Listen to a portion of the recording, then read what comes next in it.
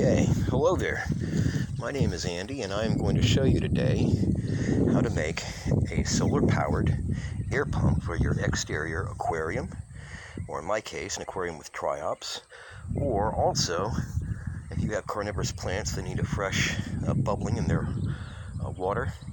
This works great too. As you can see, I'm pretty familiar with solar power now after messing around with it for several years. This is my 400-watt system, and even on a day like today, it is still pumping out a goodly amount of energy. Enough to run my television anyway.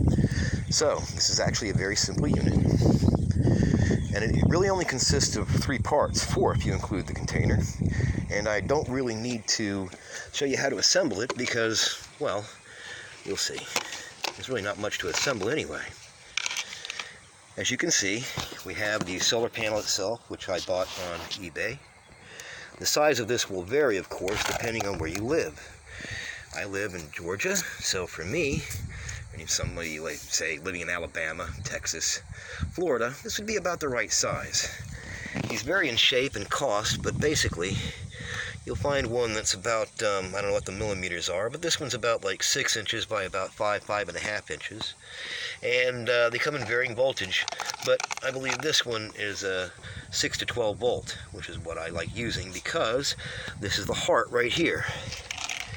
Alright, this is also purchased on eBay, and this is a takeout, if I remember correctly, from a cappuccino machine. These are used air pumps that run off of DC power. And if you look, you can see here is a motor, and on top here is a container, basically.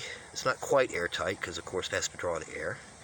And it's got 3 little rotating cups on a crank handle, and it goes around and around, and it pumps air out. And as a matter of fact, it pumps out quite a bit of air.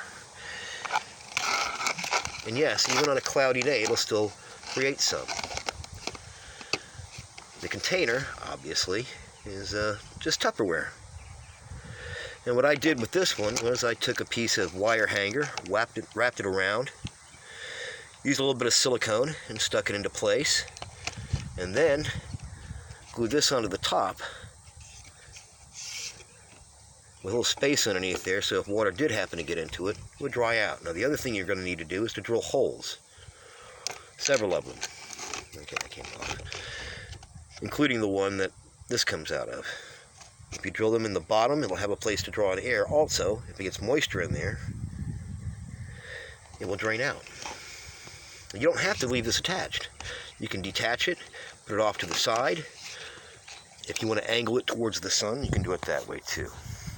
Now I'll show you one of the applications for this.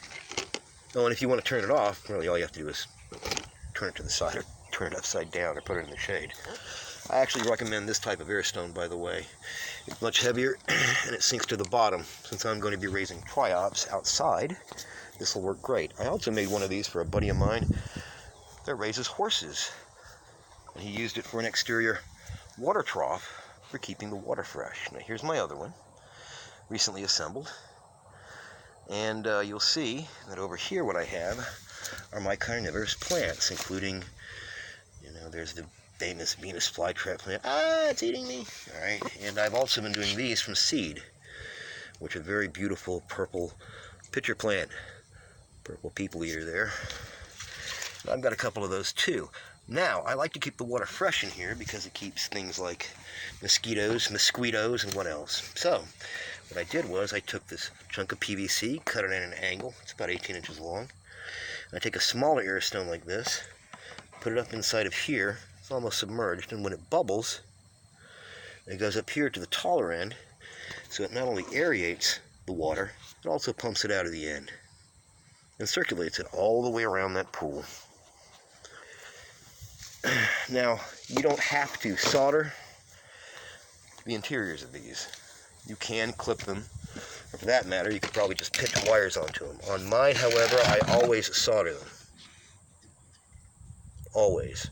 And I also have to mention that just like the solar panel has a plus and a minus, these small pumps also have a plus and a minus. Make sure you wire it up the right way because it will pump air if you wire it up the wrong way. But it won't be as efficient and it will probably wear it out a lot quicker. So there you go.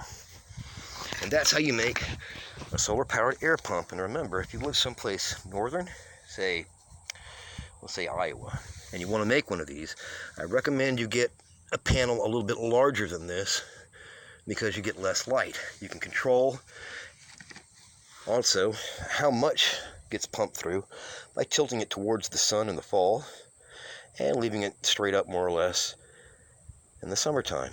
And I've had some of these last, believe it or not, 3 years. The only thing that wears out really is the pump, unless something happens to the solar panel. The pump is what's going to wear out first. And that's really all there is to it. So, if you get a chance to make one of these, leave me something in the comments section and tell me how well it worked for you, okay? Thanks, bye.